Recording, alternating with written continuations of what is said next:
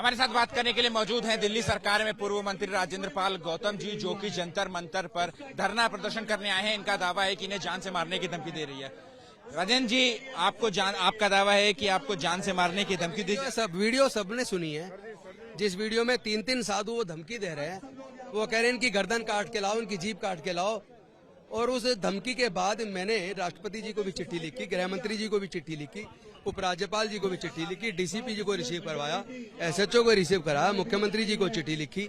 सारे जो अथॉरिटीज थी सब जगह मैंने चिट्ठी लिखी। लेकिन मुझे अफसोस है कि अभी तक मेरी उस कंप्लेंट के ऊपर कोई एफआईआर दर्ज नहीं हुई। उसकी वीडियो है, उसका लिंक है, सब लोगों ने सुना है। तो मैं एक वकील होने के नाते मैं जानता हूँ ये कॉग्निजेबल ऑफेंस है और इस पे माननीय सर्वोच्च न्यायालय की वर्डिक्ट आए हुए तो अभी मुश्किल से 15 दिन हुए हैं। उसमें खुद कहा है कि पुलिस को खुद मुकदमा दर्ज करना होगा और मैंने तो कंप्लेंट दी है, फिर भी मुकदमा दर्ज नहीं हुआ। कोर्ट ने तो यहाँ तक कहा कि अगर पुलिस मुकदमा दर्ज नहीं करती तो फिर कोर्ट स्वयं संज्ञान लेगी और उनके खिलाफ सू मोटो, उनके खिलाफ सोकोज नोटिस इशू करेगी कि क्यों ना उनके खिलाफ कोर्ट की अवमानना की कार्रवाई की जाए। इसके अलावा आपने बोला है कि अगले 5 से 6 साल में भारत जो है वो हिंदू जो है वो अल्पसंख्यक हो जाएंगे। मैं जानता था आप केवल यही सवाल के आए हैं, आप इस कार्यक्रम को कवर करने नहीं आए। तो मैं आपको बता दूं, वो लोग हिंदू धर्म के दुश्मन हैं जो लोग अनुसूचित जाति जनजाति के लोगों को, पिछड़े वर्ग के लोगों की रोज हत्याएं कर रहे हैं। कल ही नल छूले ने हत्या कर दी, कल पिछले दिनों मूछ रखने पर हत्या कर दी, कभी घड़ा छूने पर हत्या कर दी। इसका मतलब क्या है कि अगले 5 से 6 साल में भारत जो है वो हिंदू जो है वो अल्पसंख्यक। भारत के लोग अपने बुजुर्गों की सांस्कृतिक विरासत में, बुद्ध के धम्म में दीक्षित होंगे।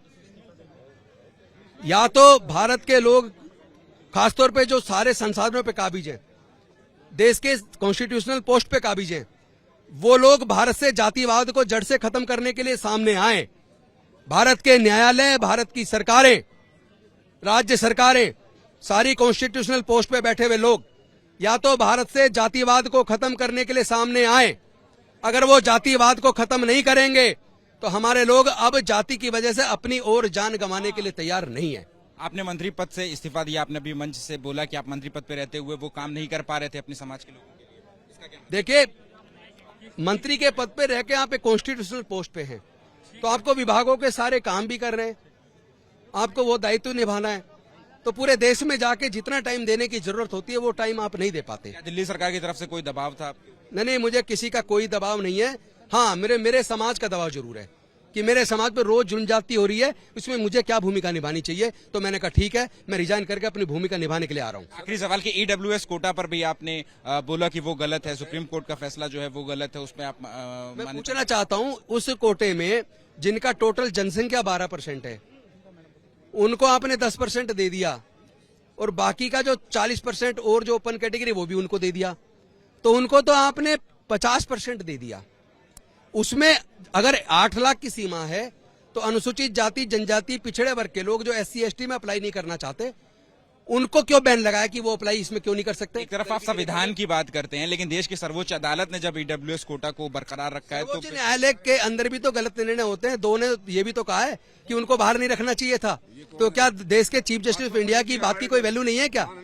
दो जो सीनियर मोस्ट जज है, जिसमें चीफ जस्टिस ऑफ इंडिया है, एक दूसरे जस्टिस रविंद्र भट्ट हैं, उन दोनों की जो जजमेंट है, आगे 3 जजों ने तो 3 जजों ने कहा। देखिए, मैं एक बात मानता हूँ कि जो जजमेंट होते हैं कभी तो 13 जज की जजमेंट आई है बेंच की, 13 में से 6 एक बात कह रहे हैं, 7 एक कह रहे हैं। इसका मतलब ये नहीं है 7 का बहुमत से फैसला जरूर है क्योंकि न्यायिक व्यवस्था है, लेकिन इसका मतलब ये नहीं है जो 6 ने जजमेंट दिया वो गलत है। 6 के अपने तर्क है, 7 के अपने तर्क है। मेरा ये मानना है कि अगर संविधान की दृष्टि से पढ़ेंगे तो कानूनी दृष्टि से ये गलत है। उसमें अनुसूचित जाति जनजाति पिछड़े वर्ग के लोगों को भी ईडब्ल्यूएस में अगर वो SC ST से बेनिफिट नहीं लेना चाहते, वो गरीबी की रेखा के तहत आके अप्लाई करना चाहते, तो उनको अलाउ किया जाना चाहिए। से बात करने के लिए तो ये हैं दिल्ली सरकार में पूर्व मंत्री राजेंद्र पाल गौतम, जिनका साफ तौर पे कहना है कि देश की सर्वोच्च अदालत ने जिस तरीके का फैसला दिया ईडब्ल्यूएस कोटे को बरकरार रखने के लिए उसको गलत मानते हैं। तो एक तरफ राजेंद्र पाल गौतम जो है वो देश के संविधान की बात करते हैं, देश के बाबा साहब अम्बेडकर के संविधान की बात करते हैं, लेकिन वही दूसरी तरफ उसी संविधान के अंदर जो सर्वोच्च अदालत ने जिस फैसले को बरकरार रखा है उस फैसले को पूरी तरीके से गलत बता रहे हैं। सहयोगी निखिल रस्तोगी के साथ अहमद बिलाल, ABP न्यूज, दिल्ली।